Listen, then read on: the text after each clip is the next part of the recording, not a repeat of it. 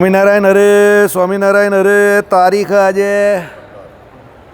15 ફેબ્રુઆરી 2026. આજે શિવરાત્રિ છે અને રવિવાર છે. તો રવિવારના અનુક્રમમાં આપણા ભુજથી પ્રકાશિત થયેલું ગીતા ભાષ્ય જે છે તેનો 3જો અધ્યાય અત્યારે આપણો ચાલી રહ્યો છે, તે જોઈ રહ્યા છે. ગયા રવિવારે આપણે જોયું કે ભાઈ જે સમજુ માણસ જે છે તે શું કરે છે. તો ભાઈ માયાના જે મલિન સત્વ આદિ ગુણો જે છે એનાથી આત્મા અનાત્માના સ્વરૂપને યથાર્થપણે સમજવાના વિવેકમાં મોહ પામેલા અને વિપરીત જ્ઞાનને પામેલા, નિત્ય નૈમિતિક અને સ્વર્ગ પશુ પુત્ર રાજ્ય આદિના પ્રાપ્તિ કરાવનારા કર્મોમાં વર્ણ વગેરેના અભિમાન વગેરેથી બંધાયેલા હોય છે અલ્પજ્ઞાની એવા તે અલ્પ ફળમાં આસક્ત જનોને, એટલે જેને અલ્પ ફળમાં આશા છે તે હજુ પણ બરાબર. અરે આ સભામાં બેસીને આટલી બધી વાર આપણે વાત કરીએ છીએ કે ભાઈ આ લોક અને પરલોક સંબંધી સુખ જે છે એનો ત્યાગ કરો, એની આશા નહીં રાખો. કોઈ પણ સુકૃત કરો, કોઈ પણ કર્મ કરો એ ભગવાનને પ્રસન્ન કરવા, પોતાના મોક્ષ માટે કરો. તો પણ હજુ લોકો એવા જ છે કે ભાઈ હું રહી ગયો. હવે અત્યારે મારા માટે સૌથી મોટી મુસીબત શું છે? હું આ રોજ સવારથી માંડીને સાંજ સુધીમાં જેટલા માણસને મળું જ ને મને 95-98% લોકો હું રહી ગયો વાળા જ મળે છે. બધાને એવું છે કે હું રહી ગયો. અરે ભાઈ કોઈ રહી નહીં ગયો. જેને જ્યારે જે આપવાનું જ તે ભગવાન આપે જ છે. ભગવાન કોઈનું ઉધાર નહીં રાખતો. તમારી જેટલી પાત્રતા, તમારી જેટલી લાયકાત હશે ને એટલું ભગવાન તમને આપવાના જ છે. મારું કામ નહીં થતું, મારું આ કામ થાય તો હું આમ કરી દઈશ, આ કામ નહીં થતું, આ અટકેલું છે એટલે પછી હું ભજન કરીશ, એવું કોઈ દિવસ થવાનું જ નથી. દુનિયામાં કોઈ રામચંદ્ર ભગવાન સિવાય આદર્શ પુરુષ નથી, એટલે ભગવાન સિવાય કોઈ આદર્શ પુરુષ નથી. અને આદર્શ ઘટના તમે કહેવું કે આદર્શ જે કોઈ સિચ્યુએશન પરિસ્થિતિ એ કોઈ દિવસ દુનિયામાં થવાની નથી. એ ખાલી પુસ્તકમાં જ થાય. મારી વાત સમજ્યા?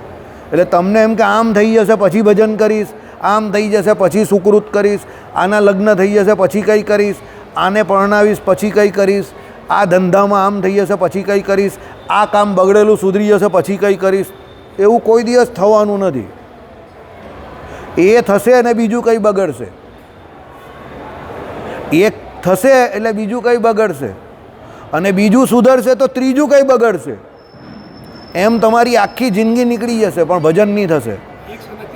એને ભજન જેને કરવું છે તે આ પરિસ્થિતિમાં પણ ભજન કરશે અને કોઈ પણ પરિસ્થિતિમાં ભજન કરશે. યાદ રાખજો. એટલે ભજન કરવા માટે કોઈ આદર્શ પરિસ્થિતિ નથી હોતી. જે પરિસ્થિતિ હોય છે એમાં જ તમારે આદર્શ ભજન કરવાનું છે. કારણ કે જે ભગવાનના આદર્શ ભક્તો થઈ ગયા, એક આદર્શ ભક્ત ચરિત્ર નામની એક પુસ્તક છે. હા, એવું કંઈ આદર્શ ભક્ત ગાથા કે ચરિત્ર એવું કંઈક છે. એમાં આપણા બધા ભક્તો જે છે ને એના ચરિત્રો લખેલા છે. હવે તમે એ લોકોના જીવનને જોવું તો તમને એ લોકોને જે તકલીફ છે ને એની 10% તકલીફ પણ નથી.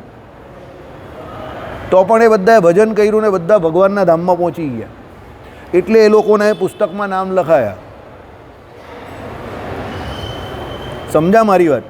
એટલે આ કામ થાય ભણીને પછી ભજન કરીશ, એક દિવસ આવવાનું, 4 દિવસ ગુલ્લી મારવાની, એવું કોઈ દિવસ થવાનું જ નથી કે બધું બરાબર હોય ને આપણે મંદિરે આવીએ. જે વસ્તુ જેવી છે એને સ્વીકારો અને જે કરવાનું છે એમાં આગળ વધો. બસ આ જ આઈડિયલ સિચ્યુએશન છે લાઈફની કોઈ પણ સફળતા માટે. આ લોક અને પરલોક સંબંધી દરેક સફળતા માટે આ જ મની મંત્ર છે, ગળામાં બાંધવા જેવો. તમે એમ માનશો કે આ કામ થાય પછી ભજન કરીશ પછી તો શાંતિની મંદિરે, અત્યારે બેસો છો તો અત્યારે બેસાશે, અત્યારે કરો છો તો અત્યારે થશે. 60 વર્ષ પછી ભજન કરીશ તો અત્યારે ભજન કરે છે, ગેરંટી હું તું 60 વર્ષનો થવાનો જ છે. સમજો? એટલે અત્યારે જે થતું હશે એ જ છેલ્લે સુધી થશે. બરાબર? 80% કોઈ ફેરફાર નહીં થાય, 20% જ તમારા લાઈફમાં થોડા ઘણા ફેરફાર થશે. બાકી તમે એમ માનો કે કંઈ સ્પાઈડરમેનની જેમ તમે હવામાં ઉડતા થઈ જશો તો એ ઘટના કોઈ દિવસ તમારા જીવનકાળ દરમિયાન ઘટવાની નથી. બરાબર? તમે સ્પાઈડરમેન બનવાના નથી, સુપરમેન પણ બનવાના નથી. તમે આ મેન જ રહેવાના છો, કોમન મેન જ રહેવાના છો. અને એમાં જ તમારે ભજન કરવાનું છે. સમજી ગયા? હું નહીં કહેતો, ગીતાજી કહે છે. ભાઈ હજુ પણ જેને શું છે કે ભાઈ આ પ્રમાણે અલ્પ ફળોમાં આસક્તિ છે, અને એને કારણે એ બધા કર્મોમાં જોડાયેલો છે તે અલ્પ ફળ લઈને પાછો અહીંયા આવશે, સ્વર્ગમાં જશે, પાતાળ લોકમાં જશે, સત્યલોકમાં બ્રહ્માજીના લોકમાં સૌથી વધારે સુખ છે ત્યાં જશે, પણ છેલ્લે ફરીને પાછો આ લોકમાં જ આવશે. પછી અહીંયા બરાબર ભજન કરશે ને ભગવાનના ધામમાં જશે તો જ એનું કામ પૂરું થશે, બાકી કામ પૂરું ન થાય. એટલે જે વિવેકી જન જે છે એની આ જ ફરજ છે કે આવા જે અલ્પ ફળ માટે આસક્ત જીવો જે છે એને એની આસક્તિમાંથી બહાર કાઢે અને એને સમજાવે કે ભાઈ તારે જે કંઈ કરવાનું છે તે ભગવાનને રાજી કરવા માટે કરવાનું છે અને અહીંયાથી બહાર નીકળવાનો પ્રયત્ન કર. એ આઈડિયલ સિચ્યુએશન છે. હવે આજે તો 8:45 આરતી છે એટલે તમારે મને 1 કલાક સુધી સહન કરવાનો છે, બરાબર? એ તો તું છે ભાઈ, એ અમે તારી ચોઈસ છે, એ અમારી ચોઈસ નથી, બરાબર? હું ને ગોપાલ તો એ સોરી, બરાબર? એવું અમે તો ના જ પાડીએ. જો ભાઈ જે કામ થતું એ જ કરવાનું, જે ન થતું એ કરવા જ નહીં જવાનું. આપણો સિદ્ધાંત એવો છે, કરવા જઈએ પછી એ પૂરું કરવાનું, નહીં કરવાનું તો એની સામે જોવાનું જ નહીં. આપણી લાઈન નથી ભાઈ, બસ એ આપણું કામ જ નહીં, લે કરવાનું જ નહીં. એ દુઃખી થવાનું ને પછી તોડવાનું ને વચ્ચેથી પછી એમ થાય કે આજે થયું નહીં ને દુઃખી થવાનું ને મોડું ફૂલાવવાનું ને એના કરતાં સવારે 11 વાગે જ મસ્ત મલાઈ માર્કે, સમજી ગયા? બસ ચાલો. એટલે એ પ્રમાણે આ સ્વર્ગ, પુત્ર, પશુ, રાજ્ય આદિની પ્રાપ્તિ કરાવનારા કર્મોમાં વર્ણ વગેરેના અભિમાન વગેરેથી બંધાયેલા. ભાઈ હું બ્રાહ્મણ વર્ણનો છું, હું ક્ષત્રિય વર્ણનો છું, હું વૈશ્ય વર્ણનો છું, હું ત્રિવર્ણની છું, બરાબર? આ બધા જે અભિમાન છે તે. પછી બીજું શું જોઈએ છે ને? સ્વર્ગ જોઈએ છે, પુત્ર જોઈએ છે, પશુ, આ બધા વાહનો જે કહેવાય ને ત્યારે પશુઓ હતા, અત્યારે આપણે બધી ગાડીઓ આવી ગઈ એની જગ્યા પર. રાજ્ય સત્તા જોઈએ તે બધાને, મંત્રી બની જાઓ, બરાબર? આવી બધી આસક્તિને લઈને જે કર્મફળ કરો છો એટલે એવા અલ્પ જ્ઞાની, એવા અલ્પ ફળના આસક્તજનોને ચેતન અચેતન વસ્તુ વિશિષ્ટ પરમાત્મા તત્વને અને કર્મ રહસ્યને જણાવનારા પુરુષ. આ પંખો આટલા જ ફાસ્ટ ચાલે છે? હવે આ ધીમા લાગે છે એકદમ. હા, એ વધારે ધીમા થઈ ગયા છે હવે. પેલો હજુ તો પછી તો ખબર જ નહીં પડશે કે ચાલુ છે કે બંધ છે. ચાલો કંઈ નહીં, એમાં મારો શર્ટ આજે જરા એવો પહેરેલો જ એટલે વધારે લાગે છે. ચાલો કંઈ નહીં. એટલે ચેતન અચેતન વસ્તુ વિશિષ્ટ પરમાત્મા તત્વને અને કર્મ રહસ્યને જાણનારા પુરુષો કર્મને અનુષ્ઠાન માનનારાને પાડે નહીં, કિંતુ ફળ સંગ્રહિત કર્મયોગ શીખવે એ અભિપ્રાય છે. જે કરો છો એ કર્મયોગ તોડવાનો નથી, એ કર્મ કરવાનું બંધ નહીં કરવાનું. કર્મ બધું કરવાનું છે, સુકૃત જે કંઈ કરતા હોય તે કરો, પણ એના ફળની આસક્તિ ના રાખો. કર્મનો ત્યાગ કોઈ દિવસ પ્રત્યક્ષપણે કરવાનો કયો જ નથી. સ્વરૂપથી કર્મનો ત્યાગ કરવાનો ગીતાજીમાં કોઈ જગ્યા પર નહીં કહ્યો. પલાયનવાદી નહીં બનવાનું. ઠાકોરજીને થાળ જમાડવો હોય તો એના માટે તમારે પણ થોડો હાથ પગ ઘસવા પડે, મહેનત કરવી પડે, સમજી ગયા? હા. પછી એના માટે જે કમાતા હોય એ માણસે કમાવા પણ જવું પડે, કારણ કે ગ્રહસ્થ જે છે તેને તો શું છે, એ પોતે પોષક છે, પાલક છે. એટલે એણે શું છે, એના જે કોઈ એમ કહે કે સંબંધીજનો હોય જેને આશરે રહેલા છે એ બધાનું પાલન પોષણ કરવા માટે ભાઈ માર્કેટમાં જવું પડે કમાવા માટે 6 કલાક 8 કલાક. આસક્તિ એ રહિત કમાવાનું એણે, તો પણ એમાં પણ ભજન તો કરવાનું જ છે. પછી પાછા મંદિરે આવવાનું, સવારે પણ મંદિરે આવવું કે ઘરે ભજન તો કરવું પડશે, સત્સંગ કરવો પડશે, આત્મા પરમાત્મા સંબંધી જ્ઞાન મેળવવું પડશે. અને બીજા જે અલ્પ જ્ઞાની છે એને પણ એ શીખવાડવાનું છે, સમજો ને? એ અલ્પ જ્ઞાનીને શીખવાડતા શીખવાડતા તમને ઘણી વખત ઉદ્વેગ પણ થશે. મને ઘણી વખત થાય છે, હું એને બહુ મગજ પણ નહીં લેતો. કેમ? જ્યારે તમે કોઈ મોટું કામ કે મોટું પ્રયોજન કે કોઈ મોટું આયોજન કરવા માંગતા હો તો ત્યારે આવી નાની નાની બાબતોને મગજ પર લઈને ચાલો તો મોટા કામ કરી નહીં શકાય. એટલે તમારા મગજમાં કોઈ બહુ મોટું લક્ષ્ય હોય તો નાના નાના આવા બધા પથ્થર વાગ્યા કરે, તો એને બહુ ટેન્શન નહીં લેવાનું, કારણ કે એ તો જે જીવની જેટલી કેપેસિટી છે એટલું જ વિચારી શકવાનું છે, સમજો? મારી વાત સમજ્યા તમે? હવે એની કેપેસિટી છે શેર ખાવાની ને તમે એને કિલોની વાત કરો છો તો એને એક આ ડાયજેસ્ટ થવાનું, અને એની શેરની કેપેસિટી છે તો તમારી કિલોની છે એ પણ એને ડાયજેસ્ટ નહીં થશે. એ તો એની તો નહીં થશે પણ તમારી પણ નહીં થશે. એટલે એ જીવાજોરી કરવા જવું નહીં, એ કસરત કરવા જવું નહીં કે હું જે સમજું છે બધું સામેવાળો સમજવો જોઈએ અને કરવો જ જોઈએ. હવામાં અદ્દર છોડી દેવાના, તીર પેલા બ્રહ્માસ્ત્રની જેમ આમ કરીને છોડીએ એટલે પેલા રામાયણમાં નહીં બતાવતા હતા 1 ના 10, 10 ના 100, 100 ના 1000 થાય. જેને વાગવાનો હોય તો આમ લઈને પેલો સૂઈ જાય. જોતા હતા ને એટલે એ મરી ગયો. પછી પાછો ઊભો થાય, 10 રૂપિયા આપે રામાનંદ સાગર એટલે પાછો ઊભો થઈ જાય. પાછો પેલો બીજું બાણ ચલ્યો એટલે પાછો આપણે થઈ કાં તો મરી ગયેલો એ તો પાછો ઊભો થયો, 10 રૂપિયા આપ્યા ને એટલે પાછો ઊભો થઈ જાય. સમજ્યા? તમને બાજુ જોતા જ નહીં. એ તો એવું જ હોય ને, તો એની પાસે માણસ કંઈ રોજ થોડા વધારાના આવે, એ તો કપડાં બદલ્યા કરે એના, સમજો ને. એના એ જ માણસને રોજ 50-100 રૂપિયા આપીને મારે, જીવતા કરે એવું કરે. મારો એક મિત્ર હતો, રામાયણનું શૂટિંગ ચાલતું હતું ત્યારે ગયેલો, તેને રાવણનો એક માણસ બનાવેલો, એક બે ડાયલોગ પણ બોલેલો, હજુ પણ આવે છે, સમજો. મહારાજ રાવણને એ ક્યાં હે, ડબિંગ બીજાનું, અવાજ એનો. મારો મિત્ર જ હતો, બરાબર. એ કંઈ મારા એકાદ બે સીન આવશે ટીવીના આવેલા, હકીકતમાં આવેલા, પેલો શૈલેષ, બરાબર. એટલે તે સમય એવો હતો, રામાનંદ સાગર આટલા બધા પાત્રો હોય તો માણસ ક્યાંથી લાવે? તો શૂટિંગમાંથી જ કોઈને પૂછે, ભાઈ 2 ડાયલોગ છે, એક્ટિંગનો અનુભવ છે, તો કે આપણા જેવો તૈયાર થઈએ તો લઈ લે ને આવી જા ભાઈ, ચાલ એને મેકઅપ રૂમમાં લઈ જા. 1-2 ડાયલોગ આવે પણ અવાજ એનો નહીં આવે, અવાજ પેલા ડબિંગ આર્ટિસ્ટનો આવે, બોમ્બેથી દબ થઈને આવે ને એનો. પેલો આમ બોલતો હોય, મહારાજને આજે શક્યા હે એમ બોલતા આવે, બસ એટલું આવે. તમે યાર સમજો, બરાબર. એટલે મારા એક મિત્ર હતા, આવી રીતે શૂટિંગ જોવા ગયો, તેને અંદર બોલાવી દીધો.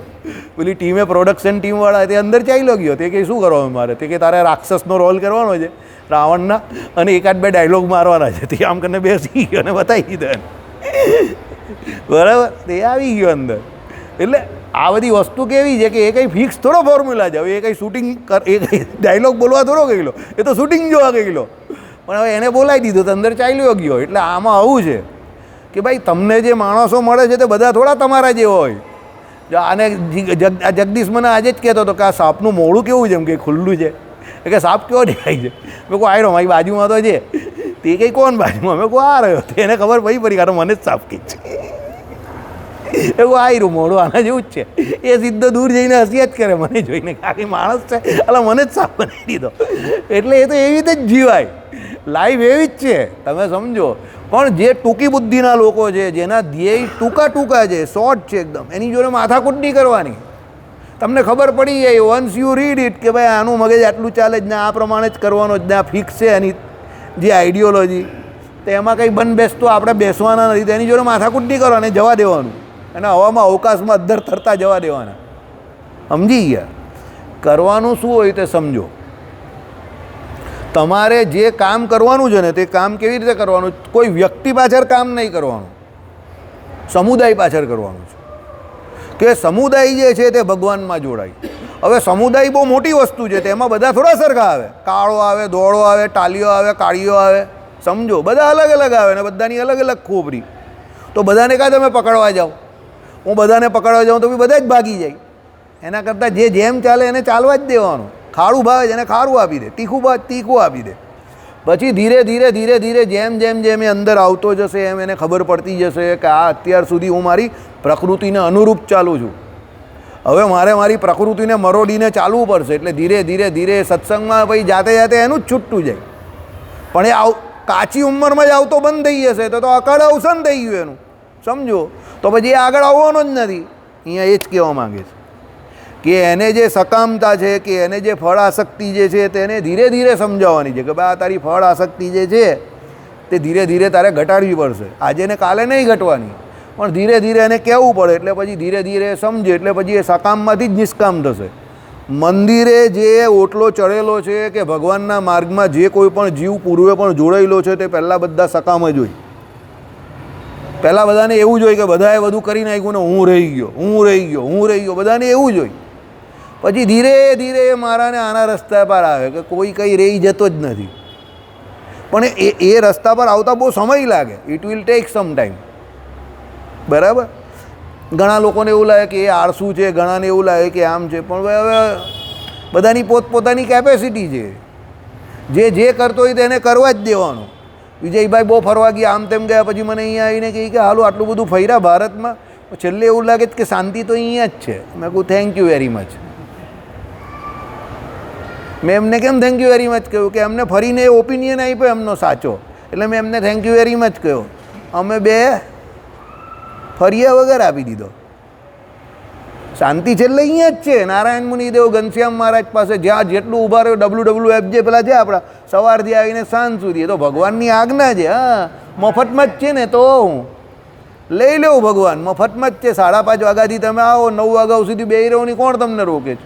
એ તો ભગવાનની આજ્ઞા છે. એટલે તીર્થ કરવું જોઈએ. તપ થોડું શરીરનું થાય, સારું છે કે આપણી પ્રકૃતિ થોડી મરોડાય, એ રીતે બરાબર છે. પણ પછી એવું કે પેલો છગન જાય છે એટલે આપણે પણ જવું જ જોઈએ, મગન જાય એટલે આપણે જવું જોઈએ, બધા જાય જ ને હું રહી ગયો, તો હજુ દિલ્હી બહુ દૂર છે તમારું.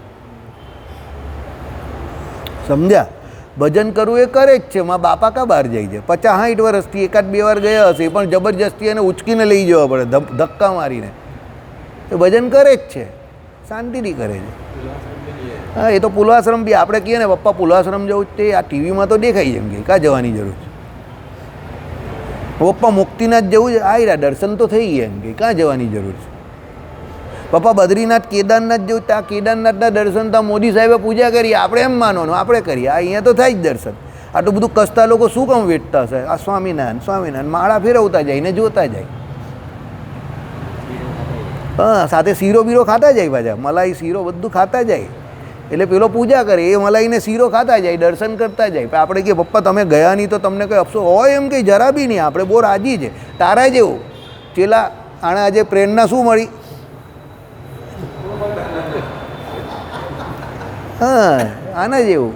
આ ભાઈએ આજે નકોરી કરી છે, તે ગોપાલભાઈને કહેવા આવ્યા ચેલો આપણો કે ભાઈ પેલા ભાઈએ નકોરી કરીને તો આપણે સારી પ્રેરણા મળી. ગોપાલ કે પ્રેરણા મળી ને કે આવી રીતે નહીં કરવાનું, એ આને કહેવા ગયો પાછો. બરાબર? કારણ કે તેમ કે લબડી જવાય આની જેમ. એટલે અમારે ત્યાં તો આવા માણસ, તમે કહેવા જાઓ તો ઉલટી તમારા જ કાન પકડી નાખે. મારા બાપા કહે કે આ તો ખોટી મહેનત કરે જ નહીં, અહીંયા આરામથી મારી 500-700 માળા ભરતી હોય તો આ ત્યાં જાઉં તો થોડી ફરે એમ કે.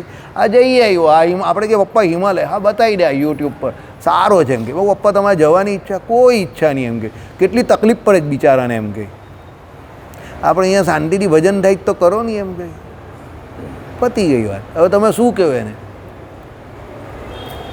એટલે જેને જીવનમાં અપૂર્ણતા છે, સમજો કે ઓછપ છે, એના માટે જ આ બધું છે. પણ જે જ્યાં બેઠો છે ત્યાં રાજી જ છે. અશોકભાઈનો પેલો ટુવાલવાળો સાધુ એની જેમ બદ્રીનાથની અંદર બી આટલો ટુવાલ પહેરીને બેઠેલો છે. એને કોઈ ઠંડી નહીં લાગતી, ગરમી નહીં લાગતી, કંઈ નહીં. એ શાંતિથી ગુફામાં ભજન કરે છે. બરાબર? અશોકભાઈ બંને વખત ગયા તો બંને વર્ષે એ ભાઈ ત્યાંના ત્યાં જ હતા. અત્યારે બી ત્યાં હશે કદાચ. નીચે ઉતરાય કે નહીં ઉતરાય રામ જાણે. બરાબર? પણ અશોકભાઈ એને છોડીને અહીંયા આવે છે ને પછી અહીંયા આવે ને પાછા હેરાન થવા સ્પેશિયલ આવે. અમારા એક અહીંયા ભાગળ પર એક ફર્યું હતું હનુમાન ગલી કરીને, ત્યાં કેવું કે દર 2-3 મહિને પોલીસ કેસ થયા છે એ લોકો પર. પોલીસ કેસ થાય એટલે પોલીસ બધાને ઉચકી જાય. ભાઈ પોલીસવાળા બી કંટાળી ગયા ને, અમુક ફરી પોલીસવાળા કહે જાઓ હવે એમ કે તમને છોડી દેવું છું. તો એમાં 1-2 જરા તીરસા માઠવાળા કે સાહેબ કંઈ દંડા બંડા મારવાના નથી એમ કે મજા નથી આવતી. એ ડાયલોગ જો ને મને અશોકભાઈ યાદ આવે. એ સ્પેશિયલ અહીંયા દંડા ખાવા આવે. પાછા કે અહીંયા આવીને કે પેલા ભાઈ ત્યાં કેટલા ખુશ છે, કેટલા રાજી છે, ટુવાલ પર ફરે છે, એને કોઈ જરૂર જ નથી. હવે એને મળીને આવે તો પણ અહીંયા આવીને સાહેબ જરા દંડા બંડા મારો નહીં, એટલે એ અહીંયા દંડા ખાવા આવે સ્પેશિયલ. હવે એને ખબર ત્યાં સુખ છે તો પણ એ રહી શકે છે. આ વાત છે, તમે સમજો. મેટ્રોના બૂટ તમને બહુ ગમ્યા, પૈસા પણ છે હાથમાં, પણ તમારા માપના જ નથી તો તમે કરવાના શું? તમે કહો હાલો, તમે કહો મારા નંબરના, પેલો કંઈ તમારા નંબરના, સોરી કાલે પરમ દિવસે આવે એવું કંઈ અઠવાડિયા પછી, નહીં તમારા નંબરના નહીં. આ તમે કહો તારી તો ભલી થાય, ચરે જાઉં બરે જાઉં કરીને તમે એવા આમ નીકળી જાઓ ત્યાંથી કે રૂપિયા છે, બીજા નંબરના છે, ને પાછો આ મારો ભાઈ હોય ને એને આવી ગયા તો પહેલો લઈ લે. એ જ મા માપના છે, હું તો આ જ લેવાનો. આપણે કે આ તો નહીં લે, જરા મને જોઈને એવું થશે ના તો હું આ જ લઈશ. એટલે પેલો પહેલાં એ જ લે, પછી રોજ જ તમને બતાવે જો મા માપના નીકળ્યા, આ માપના નહીં નીકળ્યા ને. મજા આવી ગઈ ને, ચમકે જ કહેવાય. જો રોજ આપણી સામે ઘસે પણ ખરો એ પાછો, અમારે ત્યાં તો ઘસે, પાછો ઘસે એ હાઈટ નથી. તમે નવરા બેઠેલો હોય તો શું કે મારે બહાર જવાનું, જરા મારા બૂટ જે છે પાલિશ કરાવી દે છે નહીં, કેવી હાઈટ છે. પણ અમારે ત્યાં પેલો કરાવી બી આવે, તારા થઈ ગયા લે કરી દે ભાઈ. તમારે ત્યાં ઝઘડો થઈ જાય પાછો, પેલા ભાઈ છૂટા પડી જાય, મને બૂટ પાલિશ કોણ, અમારે ત્યાં ઝઘડો નહીં થાય, અમારે ત્યાં એ મેન્ટલ એક્સરસાઇઝ છે, ખાલી કસરત છે, સમજ્યા? તમને એમ કે મને બૂટ પાલિશ કરાવવા કંઈ મારો ભાઈ, અમારે ત્યાં તો મેન્ટલ કસરત છે. અમે પછી એને બીજી વખત ચોખા વણવા માટે આપી દઈએ. પછી આમ પેલા બે ખુશ થઈ જાય, એને કોઈ ધંધે લગાડી દીધો, પેલાને ખબર જ હોય કે અમને ધંધે લગાવેલો, પણ એ મેન્ટલ કસરત છે અમારે ત્યાં, ખોટું નહીં લાગે. આ રીત અહીંયા ગીતાજીમાં ભગવાન કહી છે કે ભાઈ જે અશક્ત જે છે આવા, જે રહી ગયા એવા, એને એના કર્મથી વંચિત નહીં કરવાના. ભાઈ એને શું કહેવાનું છે? ભાઈ કર્મનું ફળ જે છે આસક્તિ છોડી દે, ભગવાનને રાજી કરવા કર. કોઈ રહી ગયો નથી અને કોઈ રહી જવાનો પણ નથી. પૂર્ણતાનો ભાવ લાવો, પોતાની અંદર પૂર્ણતાનો ભાવ. જ્યાં બેઠા છો ત્યાં જ બધું છે. મેરે કાશી મેરે કાબા, બધું ત્યાં જ છે. તમે જ્યાં બેઠા ત્યાં જ બધું છે. અને ભગવાનની કૃપાથી તમને ભગવાન જે કર્મ માટે નિમિત્ત બનાવે સારા માટે, એ કરી નાખો. 5 મિનિટમાં આઈડિયા આવેલો.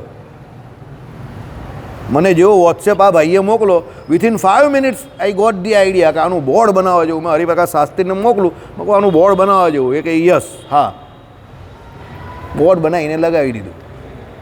વિથિન 5 મિનિટમાં આઈડિયા આવ્યો, પેલાને આપી દીધું ચેતનને. અને આ લોકોએ ગિરીશભાઈ અને એ લોકોએ બહુ સારી મહેનત કરી અને એનું ફ્રેમિંગ પણ થઈ ગયું. સમજો, યુ ડોન્ટ નો કે ભગવાન તમને કયા કર્મોમાં ક્યારે. હવે આટલા વર્ષો થઈ ગયા, આટલા બધા લોકો સૂતક વિશે પ્રશ્ન પૂછે, પણ કોઈને આઈડિયા નહીં આવ્યો ને કે આનું બોર્ડ અહીંયા લગાવાય. યુ ડોન્ટ નો ભગવાન તમારો ક્યાં ઉપયોગ કરવા માંગે તમને નહીં ખબર. તમને કાં ભગવાન નિમિત્ત બનાવવા માંગે તમને ખબર જ નથી ગઈ. સમજો, પણ આપણે પણ આટલા વર્ષોથી વાંચીએ સૂતકનું, તો આપણે આ આઈડિયા કેમ નહીં આવ્યો? અત્યારે જ આવ્યો ને. સમજો, એટલે શું છે કે ભગવાને જે કંઈ તમને દીધું છે, જે સ્થાનમાં, જે સમયમાં, એમાં પૂર્ણતાનો ભાવ લાવો. કે ભગવાનનું કરેલું બધું બરાબર જ હોય, મને મારી પાત્રતા પ્રમાણે ભગવાને બધું બરાબર જ દીધું છે, એમ કરીને પૂર્ણતા લાવો. અને જે ભગવાન કર્મ કરાવવા ઈચ્છે એને કરો. એવું નથી કે બહાર જવાની હું ના પાડું છું, કરો તીર્થયાત્રા, કોણ ના પાડે છે? પણ બીજા કરે જ એટલે કે હું રહી ગયો એ ભાવથી નહીં. ચાલો હવે એ કરવાનો ટાઈમ આવે તો કરો, ઉત્સવ કરવાનો તો કરો, કોણ ના પાડે છે? પણ બીજા વિજયભાઈ બદ્રીનાથ કેદારનાથ જી આવ્યા, આ ભાઈ દર વર્ષે જાય છે. હમણાં આ ભાઈ જી આવ્યા ભુજથી આખું સૌરાષ્ટ્ર. તો મને કે આને એવો જરા 1% બી સંકલ્પ નહીં થાય કે આપણે ચાલ્યા જઈએ, પણ કાલે ઉઠીને જવાનું થાય તો અમે ચાલ્યા પણ જઈએ 2 જણા એવા. એમ પણ એવું ન થાય કે ભાઈ આ ગયા એટલે આપણે જવું જ જોઈએ, કે આ કરે એટલે કરવું જ જોઈએ. વિજયભાઈએ મોટો બંગલો લઈ લીધો, તો હવે મારે લેવો જ પડશે, એની જોડે રોજ પ્રદક્ષિણા કરું છું, મારું ખરાબ લાગશે. ગિરીશભાઈએ બી નવો બંગલો લઈ લીધો, હવે હું એકલો જ બચેલો છું જૂનામાં 3માં અમારામાં. તો એવું નહીં લેવાનું કે ભાઈ આપણો, અરે ભાઈ એ તો થવાનું હોય ત્યારે થશે, નહીં થાય તો કંઈ નહીં. અત્યારે જેમાં રહીએ જે પણ બંગલા જેવું જ છે, તેમાં ભગવાને જે દીધું એમાં પૂર્ણતાનો ભાવ રાખો. આપણે શું કરીએ છીએ? મંદિરે આવીએ છીએ, હરિભક્ત સત્સંગી કહેવડાવીએ છીએ, પણ એવા લક્ષણ આપણામાં નથી આવતા. ઓછપ, ઉણપ એ બહુ આપણે લાગે છે, અને દેખાદેખી બહુ છે. અને આપણા મંદિરમાં કંઈક વધારે જ છે દેખાદેખી. હું તો જોયું તો ચોખ્ખું કહું, પેલા એ કર્યું ને હું રહી ગયો, આણે કર્યું ને હું રહી ગયો, પેલાની નામ ના થઈ ગઈ ને મારું નામ ન થયું. આવી બધી ઘણી બધી દેખાદેખી, માન ને આવું બધું બહુ છે. એ હરિભક્તમાં ન હોવું જોઈએ. જગતમાં તો એવું હોય જ છે, આપણે જોઈએ છે. બરાબર, કરો, ડુ ઇટ. પણ આમાં કહ્યું એ પ્રમાણે ફળ સંગ વગર, આસક્તિ વગર બધા કર્મો કરો, ત્યાગ નહીં કરવાનો. ખૂણો પકડીને બેસી રહેશો તો તમે તમારો અને બીજાનો, સમાજનો, બંનેનો વિકાસ અટકાવો છો. એટલે ભગવાને તમને જે આવડત આપી છે એ આવડતનો પૂરેપૂરો ઉપયોગ કરો.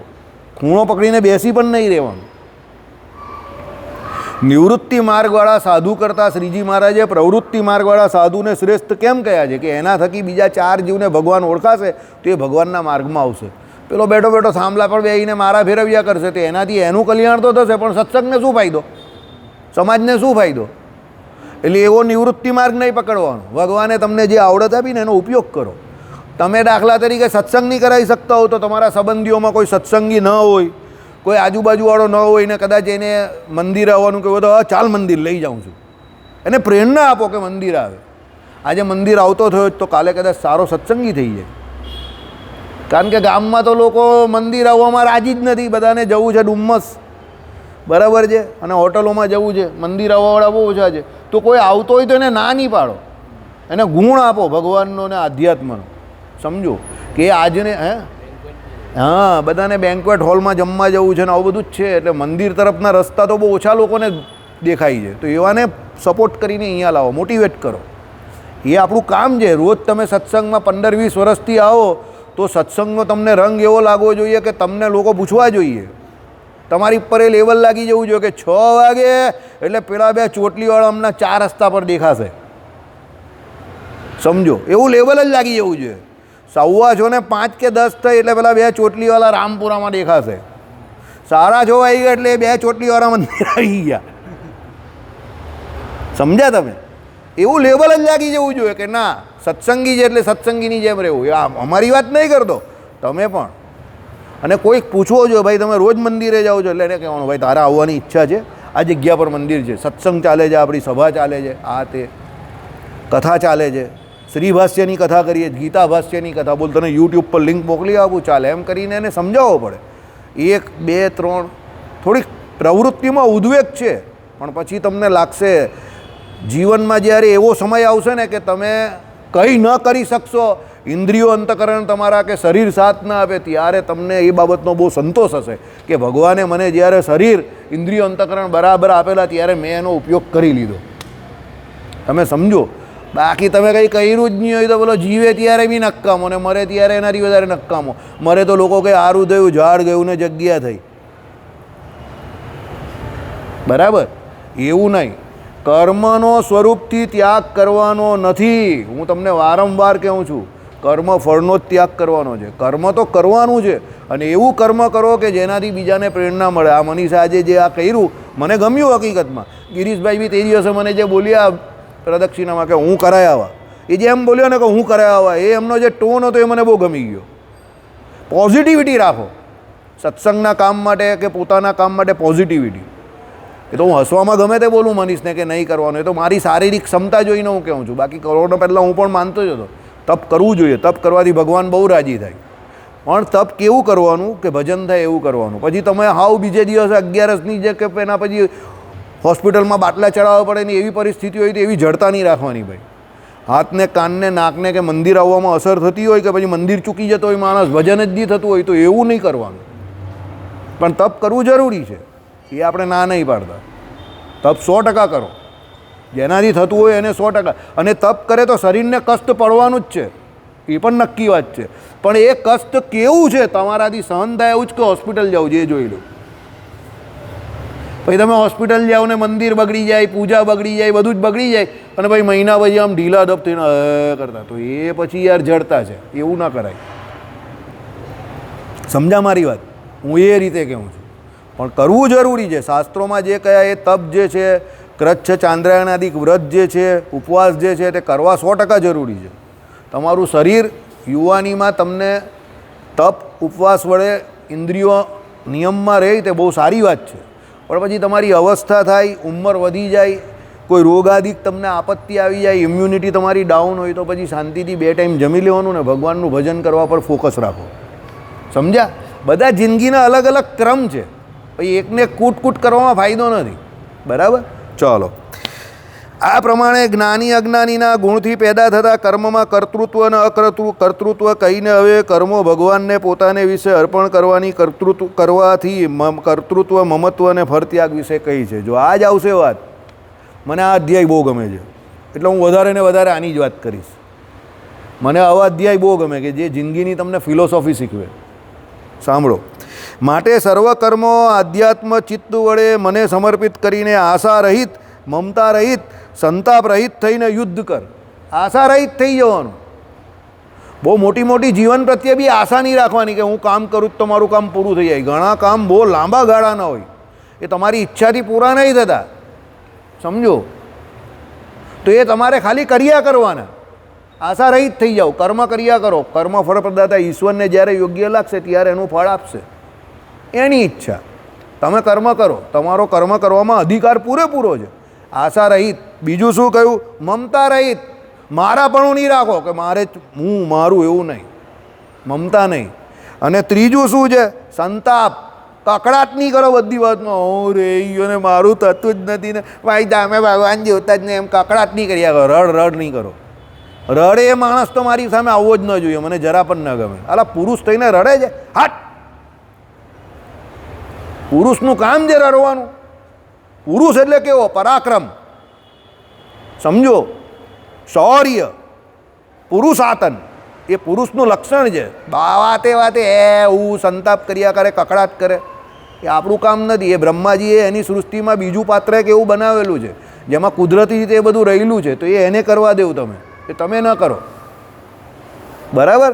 તમારે તો શું છે? ધીરજ આપવાની છે. પુરુષ એટલે શૌર્ય, ધીર, સુરવીરતા, ગાંભીર્ય, સ્થૈર્ય, સ્થિર હોવો જોઈએ પુરુષ. નાની નાની બાબતમાં ડરી જાય તે પુરુષ થોડો છે. ઓકે, બગડું છે કામ, ચાલો બગડવા દો. કેટલું બગડશે? ઓકે, આટલું બગડશે, ચાલો બગડવા દો. ક્ષમતા રાખો એને જેરવવાની.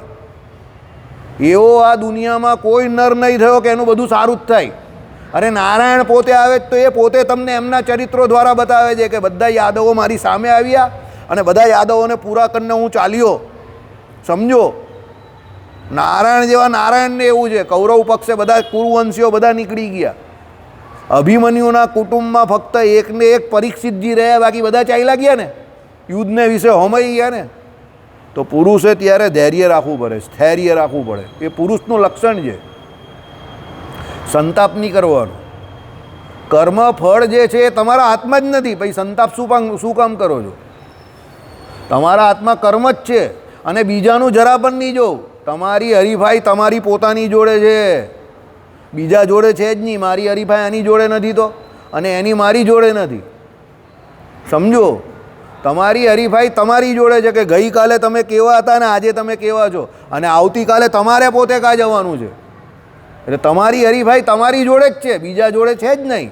કારણ કે બીજાની તો આખી કેપેસિટી જ અલગ છે. એક વિજ્ઞાનના પેપરવાળો છે, ગણિતના પેપરવાળો છે, અને ત્રીજો ગુજરાતીના પેપરવાળો છે. તો ત્રણની હરીફાઈ કેવી રીતે થાય ભાઈ? ત્રણે ત્રણની ક્ષમતા અને પેપર તો અલગ અલગ છે.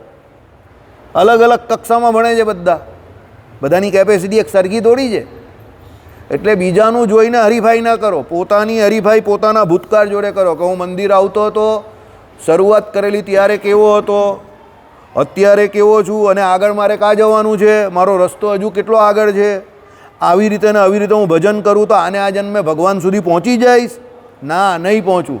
તો હજુ મારે થોડી સ્પીડ વધારવાની જરૂર છે, ભજન વધારે કરવાની જરૂર છે. જગતમાં હજુ મને કેટલી આસક્તિ છે? બહુ આસક્તિ છે, તો તોડવાની જરૂર છે. હજુ મારામાં ઈર્ષા, માન, કપટ કેટલું છે? તો ભરી ભરીને ભરેલું છે, તો એ મારે મારામાંથી કાઢવાનું છે. એમ તમે તમારી યાદે હરીફાઈ કરો. પછી હું કહું કે હું આના કરતાં તો સારો જ છું ને, હું આના કરતાં તો સારો જ છું ને, જોની પેલા આમ કર્યું. અરે ભાઈ, એની જોડે કાં હરીફાઈ કરે તું? એના કરતાં સારો છે એટલે શું? પણ આના કરતાં ખરાબ પણ છું ને, એ જો ને તું. સમજો, બરાબર? ચાલો, શ્લોકાર્થ એટલે ભાષ્યાર્થ. આત્મા પરમાત્મા એવા મારામાં રહેવું એટલે અધ્યાત્મ. આત્મામાં પરમાત્મા એવા મારામાં રહેવું એટલે અધ્યાત્મ. અધિવત્તા આત્મા. અધ્યાત્મનો અર્થ શું થાય? બધા આપણે કહીએ ને માણસ બહુ આધ્યાત્મિક છે, પણ એને પૂછીએ આ આધ્યાત્મિકની પહેલાં સ્પેલિંગ લખ અને પછી એનો અર્થ સમજાવો. તો 50% લોકો આધ્યાત્મિકની સ્પેલિંગ જ ખોટી લખશે, અને 90% લોકોને આધ્યાત્મિક શબ્દનો અર્થ જ નહીં ખબર હશે. અહીંયા બેઠેલા પણ હા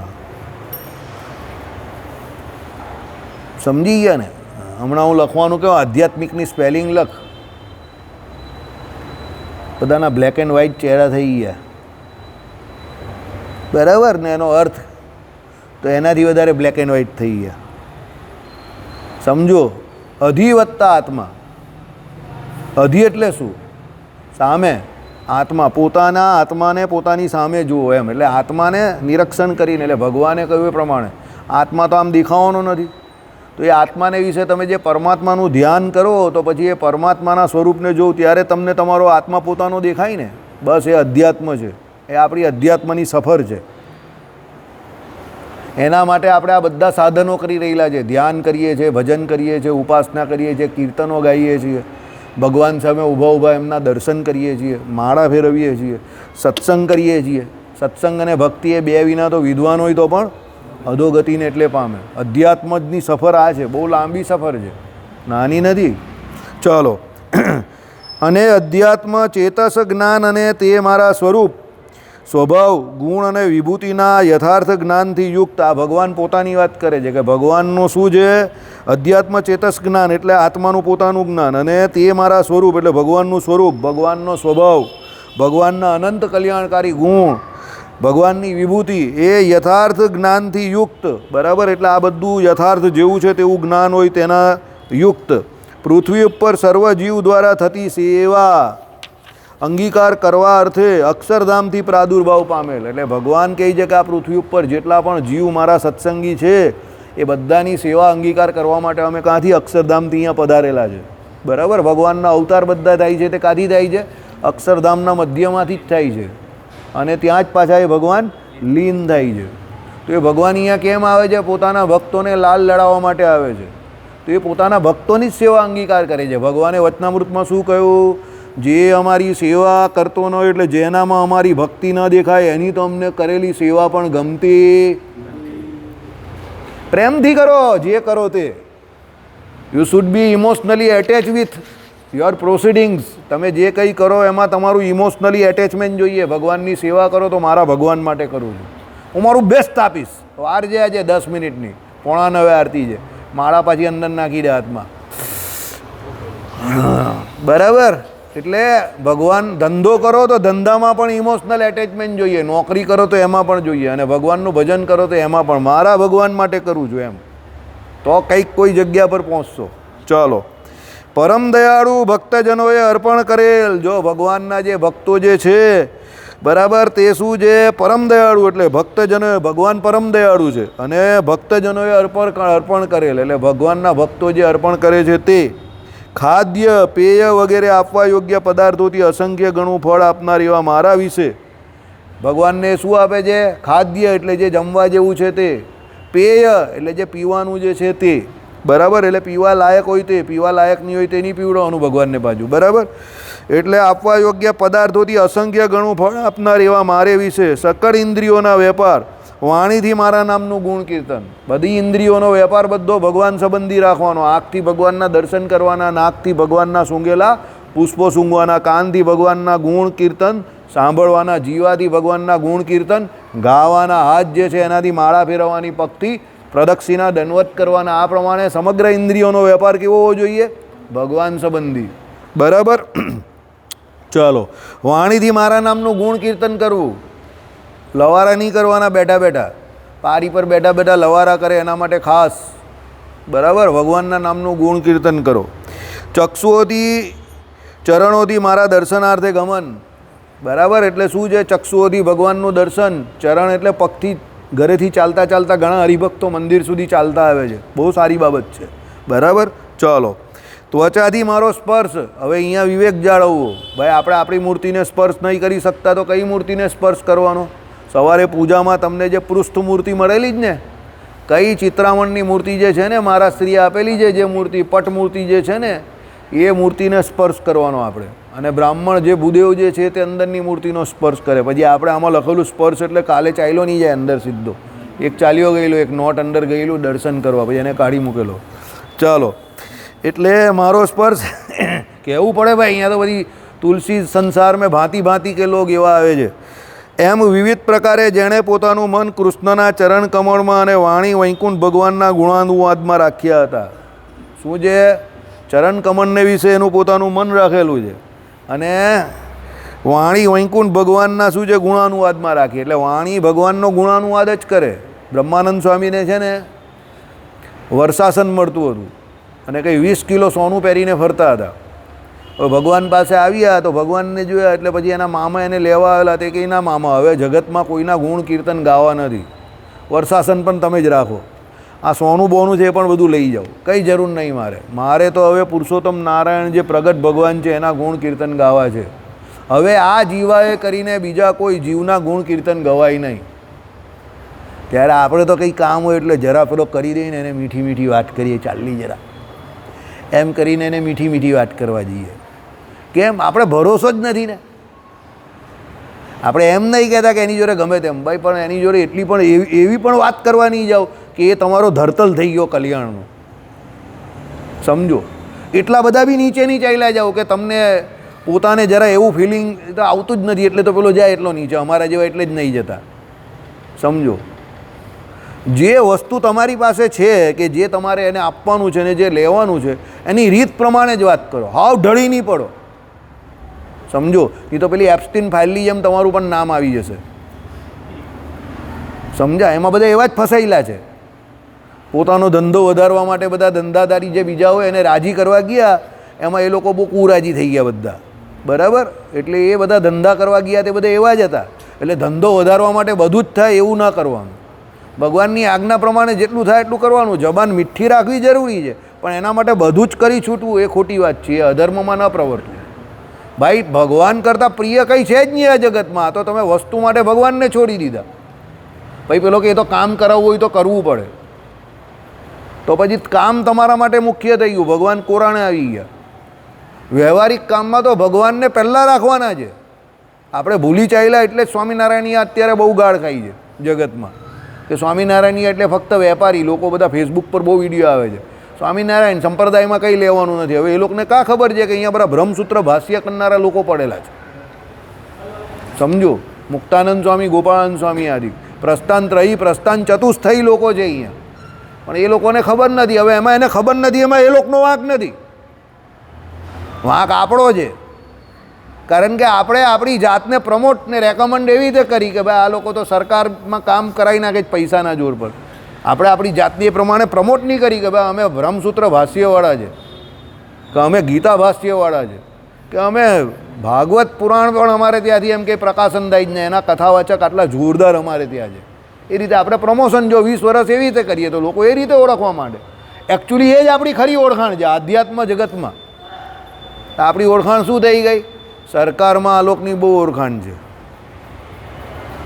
ચોકલેટના ડબ્બા બહુ જાય આ લોકોનું. આઈસીસી જેમ ઇન્ડિયા એટલે ICC, BCCI is as equal to ICC અને ICC is as equal to BCCI. એમ આપણો સંપ્રદાય is equal to government and government is equal to આપણો સંપ્રદાય. એ ઓળખાણ થઈ ગઈ આપણી. એ બરાબર વાત નથી. બરાબર, ચાલો. એટલે વૈકુંઠ ભગવાનના ગુણાનુવાદમાં રાખ્યા હતા. અમરીશ રાજાની પેઠે મારી આરાધના કરીને કોઈ પણ પદાર્થમાં આશા રહી. હવે અમરીશ તો રાજા હતા તો પણ ભગવાનની આરાધના કરતા હતા. કોઈ પણ જગ્યા પર એમને કંઈ એવી કોઈ આસક્તિ જ ન હતી. ભગવાન જ એમનું કામ કરતા હતા. ભગવાને એમનું રાજપાટ બરાબર ચાલે એના માટે શું મૂકેલું હતું? બરાબર, સુદર્શન ચક્ર જ મૂકેલું હતું ભગવાને એમનું રાજપાટ બરાબર ચાલે એટલે. એટલે અમરીશે તો ખાલી રાજા કહેવાનું, બાકી બધું કામ પેલું સુદર્શન જ દુશ્મનને સંભાળી રહી. એટલે તો પેલા દુર્વાસા ગયેલા તે એની પાછળ સુદર્શન ભાગેલું. સમજા? દુર્વાસાને જરા વેમ થઈ ગયેલો એવો કે ભાઈ હું પ્રત્યક્ષ એમ કહી કે શિવજીનો અંશ અને આ એમ કહી કે ક્ષત્રિય રાજા એ મારું અપમાન કરે એમ જરા એમને એવું થઈ ગયેલું એ સમય પર. એટલે ભગવાને એમનો વેમ જરા હતો, જે કંઈ કે અહંકાર હતો તે ઉતારવો હતો. ભગવાનને એના ભક્તમાં વેમ કે અહંકાર ગમતો નથી. તમે જે બાબતમાં વહેમ કે અહંકાર કરશો ને, હું તમને નહીં પણ શાસ્ત્ર તમને લખીને આપે છે, એ જ જગ્યા પર તમને ચોટ લાગશે એક દિવસ. યાદ રાખજો. મહાભારત એનું બેસ્ટ એક્ઝામ્પલ છે. દુર્યોધન શું કરતો હતો? જંગા પીટતો હતો. ભીમસેને એની શું કરી નાખી? જંગા તોડી નાખી. કર્ણને એના ધનુષ પર બહુ વિશ્વાસ હતો. મારા જેવો કોઈ ધનુર્ધર નથી. બરાબર. પરશુરામજીએ એને શું શ્રાપ આપ્યો? જે દિવસે તને આ વિદ્યાની સૌથી વધારે જરૂર હશે એ જ દિવસે તારી આ વિદ્યા તને કામમાં નહીં આવશે. થયું એવું જ. રથનું પૈંડું અંદર ધસી ગયું તો સીધું કરવાનો થઈ ગયો. ઊભો ઊભો યુદ્ધ કરી શકતો હતો ને, મગજ બેર મારી ગયું ત્યારે. સમજી ગયા? એટલે દુશાસન, બરાબર, આ બધા જે કોઈ હતા જેણે જે ઇન્દ્રિયોએ કરીને પાપ કર્યા કે જેનો ગર્વ કર્યો, ભગવાને બધું તોડી નાખ્યું. દુશાસનને એના બળનું બહુ અહંકાર હતો. દ્રૌપદીજીનું વસ્ત્રાહરણ કરવા ગયેલો બળે કરીને, એના હાથ બાથ બધું છૂટું કરી નાખેલું ભીમસેને. અને એના છાતીનું હૃદય એટલે હૃદય એનું ફાડીને એનું લોહી જે હતું, અત્યારે યુટ્યુબ પર એના દર્શન કર્યા કે જ્યાં દુશાસનને મારી નાખેલો, ચીરી નાખેલો કુરુક્ષેત્રને વિશે, એ જગ્યાના હમણાં જ મેં યુટ્યુબ પર દર્શન કર્યા. ત્યાં એક કૂવા જેવું બનેલું છે. અત્યારે કુરુક્ષેત્રમાં, કે અહીંયા ભીમસેને એને ચીરી નાખેલો, સમજો. એટલે જેનું જે અભિમાન કરે ને ભગવાન ત્યાં જ એને પટકી આપે, જોરમાં આપે, બરાબર. કારણ કે ભગવાન ગર્વગંજન છે અને ભગવાન કહે મારા ભક્તમાં તો જરા પણ નહીં. ગોપીઓને એવું થયું કે અમે શ્રેષ્ઠ છે એટલે ભગવાન ગાયબ, ચાલ ગયા જ છે. કયું પહોંચ્યું? અમૃતાંજન. સમજી ગયા ને? પહેલાં ગોપીઓ જોડે રમ્યા, પછી ગોપીઓને થયું અમે તો શ્રેષ્ઠ છે, અમારી જોડે જ રમે છે. એટલે ભગવાન શું થઈ ગયા? ગાયબ, ચાલ ગયા છે. કયું પહોંચ્યું? અમૃતાંજન. સમજી ગયા ને? ભગવાન કોઈનું ચલાવી જ નહીં લે, એકદમ સાફ સુથરા આદમી, બરાબર.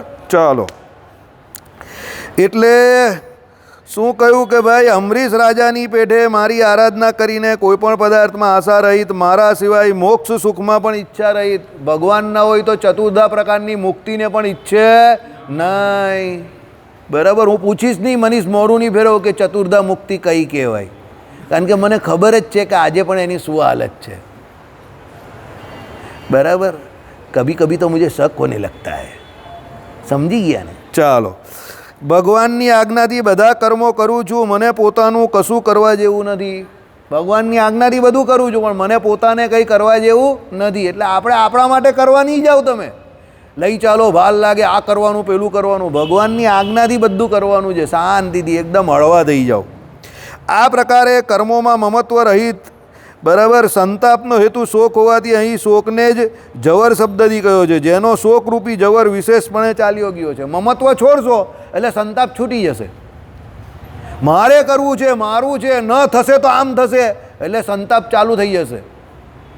પણ મમત્વ છોડીને કર્મ કરશો તો કંઈ લાગશે જ નહીં, શાંતિથી થશે. જેટલું થાય એટલું મસ્ત જ થાય છે, એકદમ ટોપ. ચાલો, તે પૂર્વે મેં કરેલા પ્રકારથી અકર્તૃત્વના અનુસંધાનપૂર્વક શુદ્ધ આત્મજ્ઞાનથી ભવિષ્યના થનાર ભાઈઓની હત્યાનો શોક જેનો ચાલ્યો ગયો છે એવા થઈને હે અર્જુન તું યુદ્ધ કર. ભાઈ આ બધા મરવાના જ છે, ભવિષ્યમાં બધા મરવાના જ છે. અત્યારે પણ તું માર, તારું કામ જ યુદ્ધ કરવાનું છે ને લોકોને મારવાનું તારું કામ છે, બરાબર. તો તારે એ જ કામ કરવાનું, જે જ તારા માટે શ્રેષ્ઠ છે. સંતાપ નહીં કર, મમત્વ નહીં કર કે આ બધા મારા છે. તને જે કર્મ કરવાનું જે જ કર્યા કર, બરાબર. પોલીસવાળો હોય અને આતંકવાદી, આ બધા ઇન્ડિયન આર્મી હોય તેને આતંકવાદીને મારવાના જ છે ને. તો એ નહીં મારે તો પેલો મારી નાખે. ધર્મ પૂછીને મારે જ આવે તો આપણા ઘરમાં ઘૂસીને, બરાબર. શું કહે છે? કોણ છો? હિન્દુ, બરાબર. હિન્દુ બોલે તો મારી નાખે ને પેલો ન બોલે તો શું પૂછે? કલમા પડો. હવે કલમા ન પડ્યા તે બધાને ઉડાડી દીધા. એક બેન, એના હસબન્ડ, એનું માથાનું આ ભેજું બધું પેલા બેનની ઉપર જ પડ્યું, સમજો. આ પરિસ્થિતિ છે આપણી. તો એ આર્મીવાળો એને મારે નહીં તો શું પછી કરે? એ આપણે મારે, એટલે એને મારવો જ પડે, સમજો. હવે એનું કર્મ તો કઠણ છે પણ એ ન મારે તો એ પેલો એને મારી નાખે. એટલે તમને જે કર્મ મળ્યું એ તમારે શ્રેષ્ઠતાથી પરિપૂર્ણ રીતે કરવાનું છે, આસક્તિએ વગર. પછી તમે એમ નહીં વિચારો કે આ બહુ કઠણ કર્મ છે. ભાઈ તમારી એવી પ્રકૃતિને તમારા પૂર્વનું એ પ્રમાણેની નિયતિ કે તમને એ કર્મ મળ્યું તો એને બખૂબી નિભાવો. આશા એવી નહીં રાખો કે લોકો શું કહેશે, ફલાણો શું કહેશે, ઢીમકો શું કહેશે. તમને દુઃખી થતા આવડે છે ને તો રોજ તમને 100 માણસ દુઃખી કરવા આવશે. પણ જો તમને દુઃખી થતા નથી આવડતું તો કોઈ તમને દુઃખી કરી જ નહીં શકે. કોઈ કરી શકે જ ન કરી શકે. તમે કહો કે મને દુઃખી થતાં આવડતું જ નથી, ભાઈ sorry, you are at wrong address. બાજુવાળાને ત્યાં ચાલ્યો જા. પેલો વિચાર કરે દુઃખી જ નહીં થતો. ભાઈ આપણે એડ્રેસ તો ખોટું એડ્રેસ છે. બાજુવાળો છે એવો મારો માણસ, એ દુઃખી થઈ જશે તરત જ. હું એવું જ કરું, મારી સામેવાળાને જ એડ્રેસ આપી દઉં. મારી પાસે બધા બહુ છો દુઃખી થવાવાળા. ભાઈ આ બાજુવાળામાં ચાલ્યો જાય, બધા બહુ પડેલા છે, એની પાસે જાણી તો ભાઈ મારી પાસે કેમ આવે? જા ચાલ્યો જાય એટલે ચાલ્યો જાય. શ્રીપતિમ શ્રીધરમ સર્વદેવેશ્વરમ ભક્તિધરમ